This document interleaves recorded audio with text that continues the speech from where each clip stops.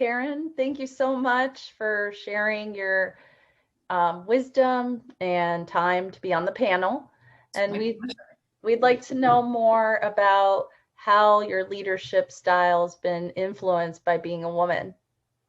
Okay. I want to talk about two things, which is one, the importance of protecting people and protecting the space. And I'm going to weave it in with the idea of saying yes to ideas. And so I think we've all been in meetings where they're just hijacked by people who are like pontificating on any topic, like anything. And it's like a long, long response. And, we are groups of bright, highly verbal, engaged academics, and meetings can just go off in tangents. And when I was first engaged in leadership, I was a board member at the Mass Psych Association.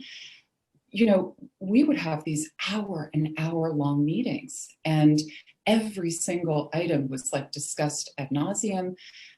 We would have like a half an hour, 45-minute conversation about this tiny thing, little detail that should have been a committee work. And we didn't have time to do our strategic engagement because we were off on these tangents. Or we would have a motion on the floor and people would keep raising their hand and say, well, let's do this instead. And then there would be a half an hour tangent there. And I realized one of the biggest problems with leadership is that meetings oftentimes turn into all of the oxygen is sucked out by people who are loudest and feel most empowered, and people who don't feel as empowered or maybe come from, a minority group, or, maybe women who don't feel, good like inserting themselves. They don't get any airtime. And so I realized early on, and this is going to sound so boring and like, what? But the genius of parliamentary procedure, it's like, it changed my life. It's like transformational. As a woman, I was taught, you may have been taught too, that if it's a conflict situation, like my job is to get rid of it. I'm going to ignore it, pretend it's not there. I'm going to be the one to give in so that it goes away. But parliamentary procedure, that's the genius of it. As a woman leader, there is no conflict because everybody's agreed to these rules beforehand. And it's always easy to get a group of people to say at the beginning of your term, like, okay, can we just agree we're going to do, parliamentary procedure? And everyone's like, oh, okay. But then everyone said yes. And then you can say, look, we have 5 minutes for each agenda item. Oh, you know what? I'm so sorry. I hate to be the one with the stopwatch, but we're at 5 minutes. So we're going to have to table this. Or, someone's hijacking a conversation. You can say, well, you know what? Dr. Hijacker, we can offer a friendly amendment to Dr. Motion Putter Honor. But if she doesn't agree, then what we'll do is we're just going to vote. And then if it doesn't pass, we'll talk about your idea. And so to me, it allows the leader to create a safe space where minority opinions, everybody can have a place to share their ideas, not hijacked. And you can use warm humor to keep it moving. And then you have a crisp meeting, and if you're able to run a really crisp meeting where, everybody is, everyone's time and thoughts are honored, like people will make you their queen or king. It's really helpful. So the other thing about protecting space is that sometimes we have to literally protect people. When I was president of ACN, we had, our listserv conversation just devolved to like the worst stereotypes of, academics sniping at each other and people being mean and a lot of microaggressions. Mm-hmm. And then when people would have courage to say, hey, this wasn't right, getting slammed down. Mm-hmm. at that point, I think, as a leader, and this is what the board absolutely agreed with us. We just said, you know what, we're willing to suspend people because that's the leader's job, is to protect. And, there are some times like that you just have to say people aren't going to like it. And we did suspend people, and we had dramatic improvement in that. So protecting the space, I think, is creating the place where you can engage in what Winnicott would call play.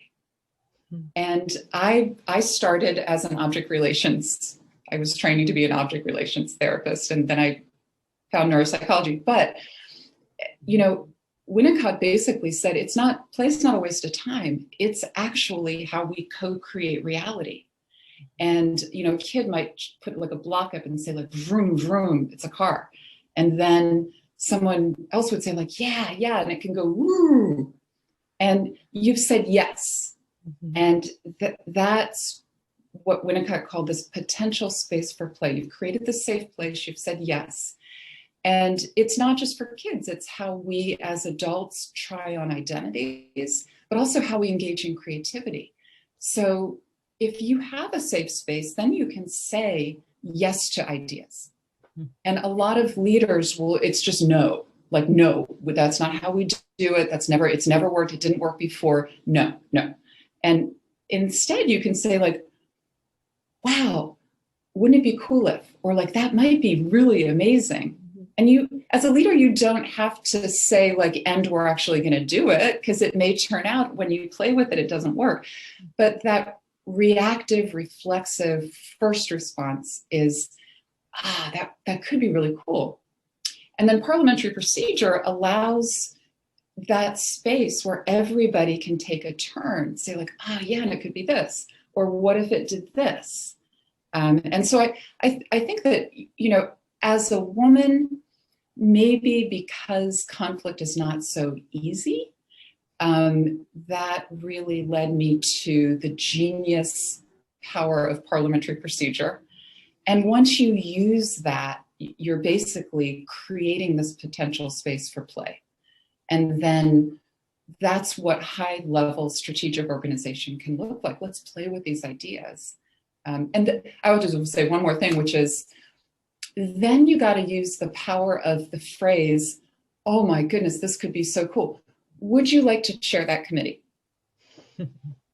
Would you like to chair that committee? Because then you're saying, and it doesn't have to be, you could say, would you like to chair an ad hoc committee to explore the idea and then propose something to the board?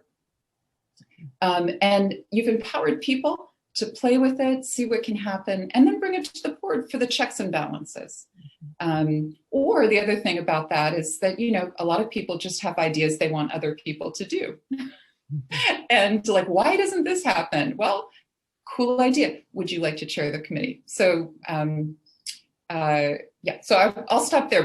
But to me, those are the two, I think, biggest influences on my leadership style. Thank you so much, Karen.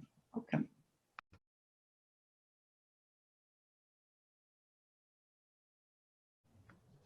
Okay, Annie, thank you so much for being with us.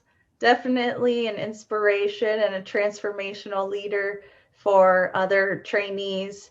And I know you're looking towards internship. How has intersectionality influenced leadership styles that you've observed or utilized as a trainee, either, at your department, your lab work, or your governance? Yeah, so for me, I have several identities. First, I'm a woman, I am Afro-Latina, so I'm both, I'm Black Latina. And with that, when it comes to leadership, it reminds you that you have different core missions or different groups that you're kind of representing, and that when you are at a table that you have to represent or speak up for. So that's one thing that in terms of, I'm very intentional as of lately in terms of, the leadership roles that I obtain or that I kind of go for, because I want to be in a room where I'm advocating for all the different identities that I have and all the groups that I'm part of. So for example, when I'm in Latinx spaces, I am advocating for Afro-Latinos, right? Because especially within neuropsychology, there are very few Afro-Latinos. And that within itself in the US comes with different experiences, right? So we think about how it is to be a Black Latino in spaces in the US when we have all the issues with racism and also the racism that we see within the Latinx community. So that's something that I always keep in mind when I'm in Latinx spaces. So the same thing goes for my leadership kind of mission. And then when I'm in other spaces as well, I'm advocating for both Latinx, but also the Black community as well, right? Although I was not, I was raised in Washington Heights, which is predominantly Dominican. I was also raised in New York City, right? So it's a kind of a melting pot. So that's kind of like what intersectionality when it comes to my racial and ethnic identity comes to play. And then when it comes to being a woman of color in neuropsychology, what I envision that reminding myself how for us, things may look very different than for other women and other non-binary folks. So I keep in mind as well that when I'm in spaces where we're having conversations about what it is to be a woman or in terms of women in leadership, I always remind those who are around me that, that conversation may look very different for women of color, right? We may have a tougher time to obtain leadership positions and, we may have more, we may experience microaggression, not just for being a woman, but also being a person of color. Mm-hmm. And then when you add to that being, a Black woman, that within itself is going to be a very different experience compared to other women of color. And we've seen that in the last year and a half with all the civil unrest happening in the US, as well as the election, and how Black women in the US pretty much, uplifted and carry the election to make sure that things were changed. So that's when I think of intersectionality when it comes to leadership, is really making sure that your mission, the leadership positions that you obtain, the mission of your leadership, as well as the mission of the organization that you're part of, matches. They both match, right? So you want to make sure that you're being very intentional in terms of, as a trainee, in terms of the leadership positions that you apply for, with keeping in mind that intersectionality is going to play a role, right? So that's where I've been navigating. In the beginning, where I was a trainee, I was just kind of taking all the opportunities that came to me when it came to leadership. But now I'm being more intentional to make sure that my different identities are part of that mission. Yeah, that's great. How do you think being intentional, I think that's so important, and what you say yes to, how do you think that transforms the next trainees, the next generation by you doing that? Because that's part of that transformative vision that you create then. Right. And I think one of the things that I've noticed, it's that one, there's very few leadership positions for trainees, right? So when we come across an opportunity, we jump right into it, right? So I think as we start transitioning into going from grad student to maybe intern to maybe postdoc in early career, you start noticing that you're going to go from you seeking those opportunities to those opportunities being presented to you, right? So that's where the saying no and being very intentional comes into play. One, you don't want to burn yourself out. But two, you also want to make sure that you're leaving opportunities for others, right? So that's something that I've been very intentional about, to make sure that, that I'm also creating opportunities or elevating others trainees that may not necessarily have had leadership positions before in the past.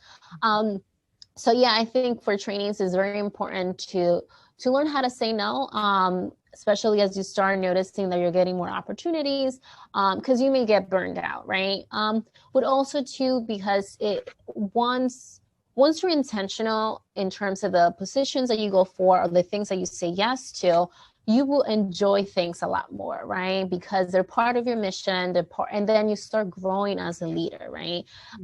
Although for some people, leadership may come very natural, but these are skills that you gain, right? So if you're very intentional about the the opportunities you take advantage of, then that transformation as a leader will become more natural, right? Because the mission of the organization, matches your own personal mission as a person in the field.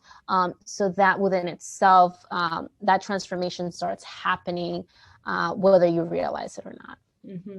Yeah, and what I hear is that also the decisions you're making are not only transforming that organization or yourself, you've really been thinking intentionally about the collective of your cohorts.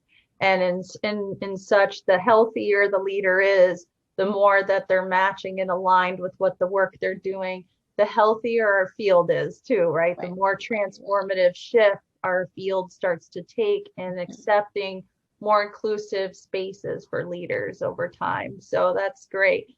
Anny, thank you so much for your time and sharing your wisdom. And I know this is just the beginning of us continuing this conversation.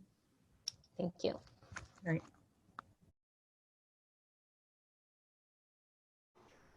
All right. Thanks, Courtney, for being here. We're going to continue the conversation on leadership styles and how has being a Black woman neuropsychologist, how do you think that's influenced your leadership styles that you've observed in neuropsychology or that you utilize as a leader and professional?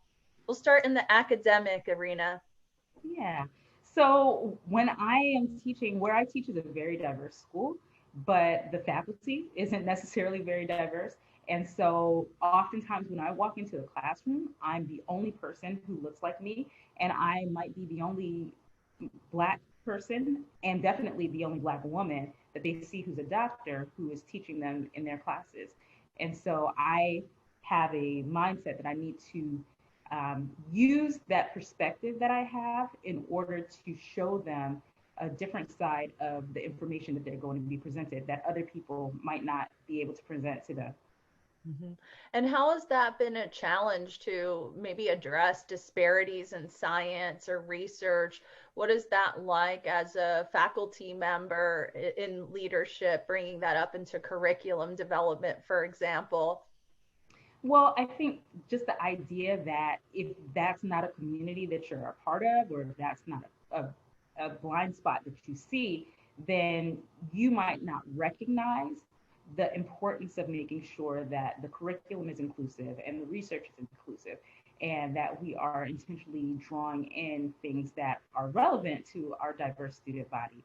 I was reading an article by Kobe Smith that was in 2006 that was talking about how they wanted to evaluate the perception of researchers in how inclusive different research projects were. And they found that overwhelmingly, researchers were like, oh, we're totally inclusive. We do enough to make sure that we bring in women and minorities. But they found that this was the perception because 90 something percent of the people that they asked were white men. So if you aren't looking for it because it's not part of your background, you might not recognize those disparities. And I find that I have to often be the person to give voice to that. And so not only have you been a voice, you've actually created an inclusive space along with other colleagues, SBN, the Society of Black Neuropsychology. You're the first Black woman to be a president of a neuropsychology organization. It's certainly inspiring to, myself and others. I know definitely trainees like Anny, who's on our panel.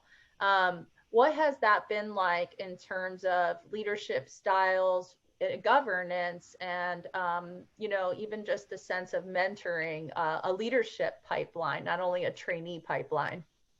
Yeah, I feel like when I was a trainee myself, I didn't have people who I could necessarily go to. There were people, obviously, that were doing the work, like Dr. Manley, Dr. Bird, uh, Dr. Kelly. So there were Black women already doing this work on very high levels and things like that. But being able to have sort of a very um, centralized organization that is intentionally pulling in trainees and intentionally pulling in people and saying, hey, we want to focus on you and we want to mentor you and we want to make sure that you know that there are people who you can turn to. I think that that intentionality and making that structure was really, really important. And it's something that I would have loved to have been able to have as a trainee myself when I was a student. Thankfully, all the women that I talked to you about, Dr. Mint as well, they are all on our advisory board in SBN because we want to honor their not only their achievements, but also get the wisdom that they have achieved and that they have accumulated from their own experiences and being able to continually pass that down. And that is a big part of the African American and the Black cultural experience is the passing down of wisdom through generations to other people. And so that's something that we intentionally include, not just as a professional professional objective, but also from a cultural standpoint as well. So with that in mind, what would you tell the budding trainee that wants to be a leader, navigating as a Black woman, leadership opportunities that come up? What are challenges that they should be prepared for, or kind of stereotype threat, imposter syndrome, implicit bias, these types of things? What should a trainee consider, and as we're wrapping up? Well, you threw a lot of things out here.